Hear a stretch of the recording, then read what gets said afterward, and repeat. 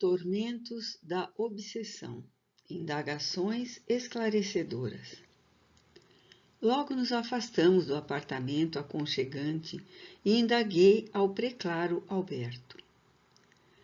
Sem desejar envolver-me em julgamento apressado, gostaria de entender como pôde o amigo Leôncio, portador de tantos recursos de elevação e conhecimentos profundos da doutrina da razão, envolver-se nessa teia de prejuízos graves? Lúcido e ponderado, sem qualquer expressão de censura, explicou-nos.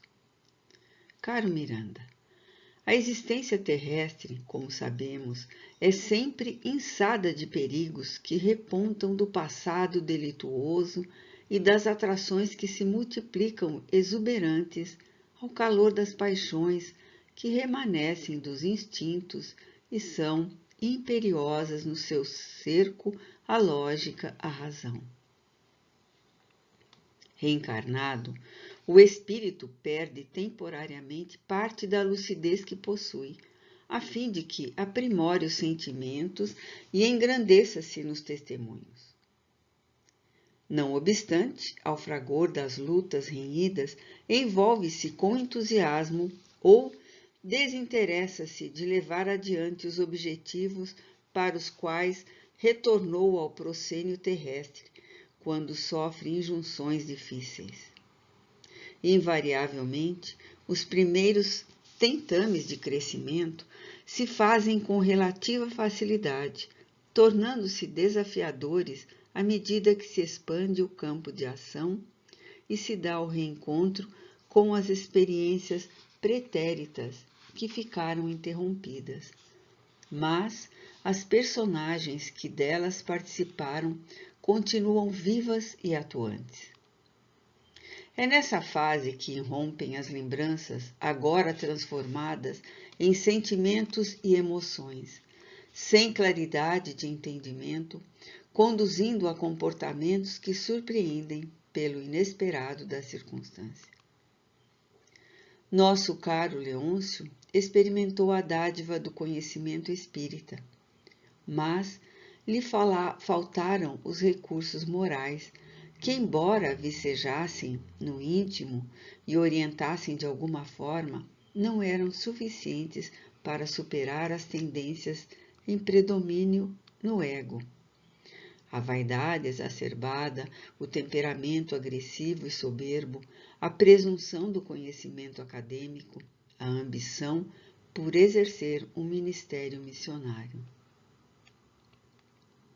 Foi nessa deficiência do espírito que se abriram as brechas para as agressões imprudentes dos seus adversários pessoais, bem como aquele outros do ideal libertador. Facultando-me tempo para reflexão, calou-se por breve momento, para logo dar seguimento aos comentários. O conhecimento intelectual nem sempre oferece discernimento emocional, e não são poucos aqueles que, possuidores de grande cultura, falham em questões pertinentes ao sentimento, ensoberbecendo-se e mantendo distância mental das pessoas que consideram inferiores. Infelizmente, os preconceitos de toda a ordem sempre surgem na utópica superioridade daqueles que se atribuem valores que realmente não possuem.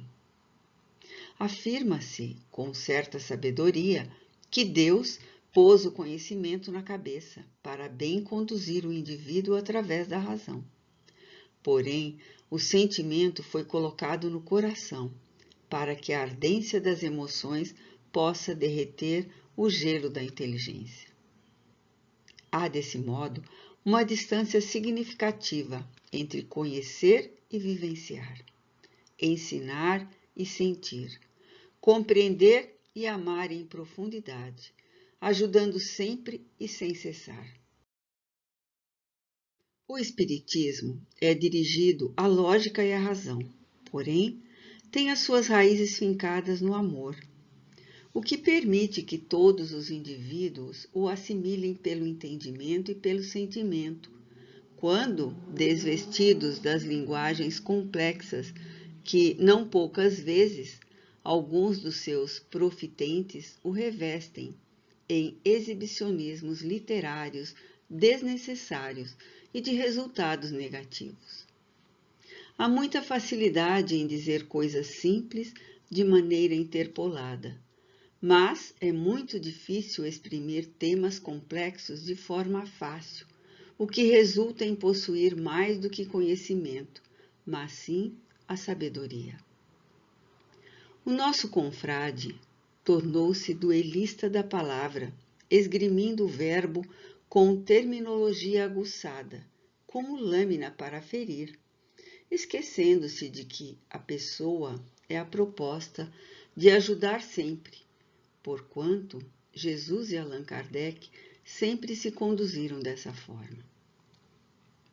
Mesmo quando assumiram postura austera, jamais recorreram à violência ou ao desrespeito acusador em relação aos seus adversários. O Espiritismo é a grande luz que predominará um dia no arquipélago de estrelas do conhecimento, orientando e iluminando mentes e corações para o alto encontro e a plenitude. Eu concordava totalmente com as suas elucidações claras e robustas. Apesar disso, desejando melhor entender o acontecimento de que tomáramos conhecimento, ainda interroguei. Leôncio referiu-se a ter sido membro soldado do exército de Jesus. O que desejou dizer? Elegante e generoso, o diligente companheiro esclareceu. Devemos recordar-nos que, nos séculos XV e XVI, na Espanha, 2 acontecimentos graves na área da religião assinalaram toda uma época de terror para a humanidade. A primeira teve lugar quando o monge dominicano Tomás de Torquemada foi nomeado um dos inquisidores da fé no ano de 1482. Homem culto e perverso, logo se reuniu com os legistas João de Chaves e Tristão de Medina, de imediato redigindo as instruções e ordenanças dos inquisidores, que somente por ele, pessoalmente, condenaram à fogueira de 8.800 pessoas e mais 96.504 que experimentaram outras punições. Ainda graças a ele, os reis católicos Fernando e Isabel expulsaram do país mais de 1 milhão de judeus que de lá fugiram a fim de escapar às hediondas perseguições. O segundo foi a criação da Companhia de Jesus, pelo também dominicano Inácio de Loyola, que após o insucesso como cavaleiro, renunciou às batalhas, mergulhou o pensamento na história da vida dos santos e tornou-se peregrino, trocando a sua pela indumentária de um mendigo. Posteriormente, visitou a Terra Santa, ordenou-se monge e criou a referida ordem que, se de um lado sensibilizou homens notáveis para o ministério da evangelização dos povos, como José de Anchieta e Manuel da Nóbrega, por outro, submeteu os silvícolas do Novo Mundo e deu outras áreas da terra a arbitrariedades inimagináveis, inclusive quase destruindo-lhes a cultura e a fé primitiva. Juntando-se a esses 2 visionários que nos merecem respeito, mas que exorbitaram no comportamento religioso a que se entregaram, muitos homens se ofereceram para servir a Jesus, desde que não abandonassem naturalmente o mundo nem os seus bens, motivando desgraças inomináveis, cujos frutos amargos ainda se encontram na árvore dos remorsos de incontáveis criaturas. O nosso caro Leôncio faz parte das hostes desses soldados de Jesus, que se permitiam todas as arbitrariedades sob o amparo da justiça religiosa e o apoio da secular, contraindo dívidas inumeráveis que continuam pesando na economia moral de cada um. Embora haja retornado à Terra mais de uma vez em experiências expiatórias da mais recente, aquinhoado com a luminífera mensagem do Consolador, para poder reparar e libertar muitos encarcerados na ignorância religiosa, eis que volveu a conduta soberba e perniciosa de ontem, sintonizando com os desafetos que o vêm perseguindo desde aqueles já recuados dias. Ao invés de haver utilizado a incomum oportunidade para desalgemar-se, continuou no ergástulo a que se permitiu espontaneamente. O período de sofrimento nas regiões purificadoras o auxiliará a agir corretamente em futuros cometimentos. O reencontro com a consciência pessoal e a cósmica, presentes no próximo, mesmo ferido, é inevitável para todas as criaturas. Ante o silêncio que se fez natural, meditando, recordei-me da informação de Dona Matilde quanto ao seu internamento naquele e não em outro pavilhão, por motivos especiais. Para não perder o ensejo de aprendizagem, novamente indaguei. Quais os motivos especiais para que o irmão padecente viesse para esta clínica e não para outra qualquer, já que essa era para quase específica para médiuns fracassados? Como se esperasse pela interrogação, com a gentileza de paciente professor, o Cicerone disposto explicou. O grave comprometimento com o erro não anulou as boas obras que foram praticadas. O irmão Leôncio deixou na terra um patrimônio literário muito nobre, que vem ensinando e orientando muitas vidas a encontrar o rumo da felicidade mediante o esclarecimento correto e oportuno. As suas defecções são pessoais e por elas vem respondendo, mas também os labores de engrandecimento moral oferecem-lhe créditos relevantes, que diminuem as consequências funestas da sua invigilância. Nada desaparece na contabilidade da vida, construindo sempre valor que faz parte das operações evolutivas dos seres. Ao lado disso, os seus afetos, particularmente a genitora, credora de muitos títulos de enobrecimento, e sua esposa, que conseguira manter o amor acima das vicissitudes, as orações de muitos corações que lhe são afetuosos, intercederam em seu favor, facultando-lhe conquista especial da misericórdia de Deus, que nunca se expressa em regime de exceção, por estar aberta a todos os seres do universo. Ademais, em razão da hipnose profunda de que foi vítima nos recintos expungitivos por onde passou, fixando nele as atrocidades anteriormente praticadas, que necessitavam ser apagadas por intermédio de terapia baseada nas vivências passadas, de forma que somente o presente e o futuro pudessem direcionar-lhe os passos, sem os clichês perversos esculpidos no inconsciente profundo, impondo-lhes amargura e remorso pouco edificantes. Aqui estagiam médiuns psicofônicos, muitos hábeis e portadores de excelentes recursos de ectoplasmia, facultando que sejam realizadas sessões próprias para essa finalidade. Cirurgias para a extração de células fotoelétricas implantadas no encéfalo perispiritual, clichês esculpidos na memória psíquica, etc. Foi, portanto, uma providência terapêutica e não uma concessão de privilégio, o que lhe aumentam também a responsabilidade e o compromisso para com a vida. E que lhe está reservado para o futuro?